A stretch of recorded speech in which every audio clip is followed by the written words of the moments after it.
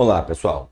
Continuando o nosso estudo sobre o Teorema de Green, nesse vídeo de agora nós falaremos sobre o próprio Teorema de Green. Então, se você caiu de balão aqui nesse vídeo sem ter visto o vídeo anterior, esquece. Você precisa ver o vídeo anterior para isso aqui agora fazer algum sentido, acredita em mim. Então, volte lá na parte 1, depois assista esse aqui que é a parte 2. O enunciado do Teorema de Green, que ele é simplesmente uma estratégia que pode facilitar e muito o nosso cálculo de algumas integrais de linha em curvas fechadas, é um teorema que garante o seguinte: se você quiser calcular a integral sobre a curva C fechada, lembra que esse símbolo quer dizer fechada? Pode ser fechada e pode ser fechada no sentido negativo também, tá? No sentido anti-horário, desculpa.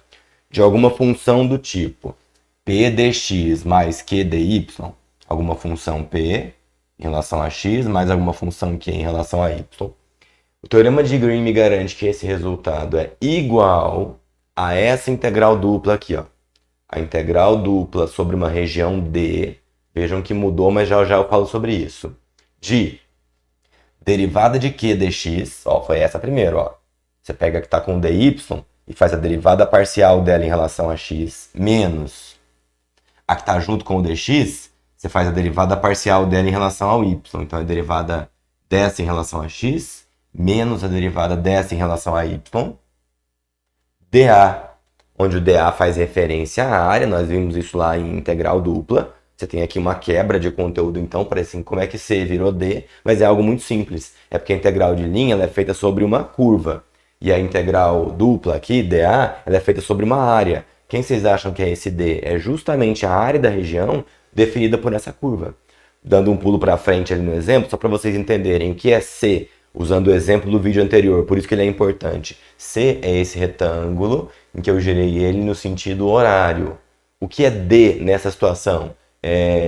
Melhor, C é o contorno desse retângulo para fazer a curva, e D é a região compreendida pela curva, ou seja, é o retângulo mais o seu interior, porque isso aqui só faz sentido quando eu falo de uma região. E esse faz sentido quando eu falo de uma curva. Mas no fundo eu estou falando da mesma coisa. É que aqui eu estou olhando só para o contorno, e aqui eu estou olhando para o contorno e para o preenchimento. Não muda absolutamente nada. Isso aqui é a região delimitada por essa curva. Então o teorema de Green diz que eu posso converter uma integral de linha desse tipo, especialmente quando eu preciso particionar em várias funções, numa integral dupla dA. E às vezes esse dA ele se converte tão facilmente em dx e dy, vocês devem lembrar lá das integrais duplas. O caminho mais fácil que você tinha para esse dA aqui era justamente quando você tinha um retângulo, porque você tinha uma limitação de x no caso de 0 a 3 e uma limitação de y no caso de 0 a 1, que ele vai virar uma integral muito simples. Quer ver só? Aplicando o teorema de Green, então, para resolver isso, vamos só identificar, ó, integral de linha sobre uma curva fechada C de xy dx, então esse é o meu P, para comparar com a fórmula, e esse aqui é o meu Q. O P é a função xy dx, e o Q é a função x² dy, tá claro?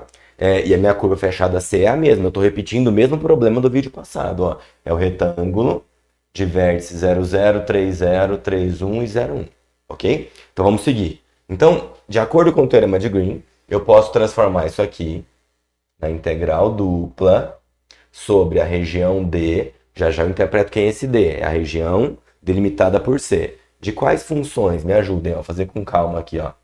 Derivada de Q em relação a x, ou seja, derivada de x² em relação a x menos derivada de P em relação a y. Derivada de xy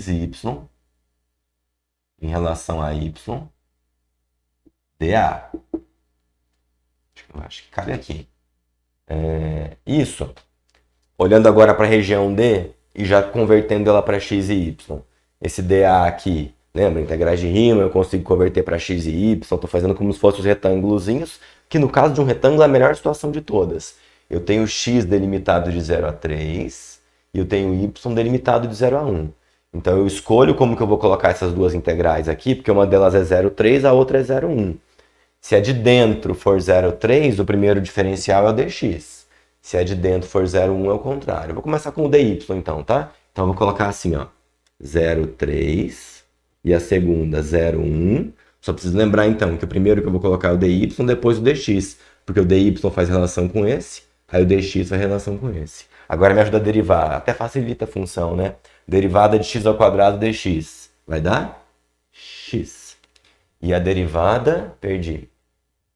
Derivada de x quadrado dx é x. E a derivada de xy dy dá x também. Eu fiz alguma coisa errada aqui, ó, perdi. Olha a besteira que eu fiz. Derivada de x quadrado dx é 2x, pelo amor de Deus, né?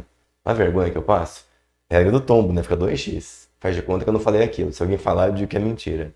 Mas tem vídeo provando. Eu falo que é edição. E a outra, derivada de xy dy. Essa aqui vai dar x. Então, menos x. Vou pôr um parênteses aqui, ó.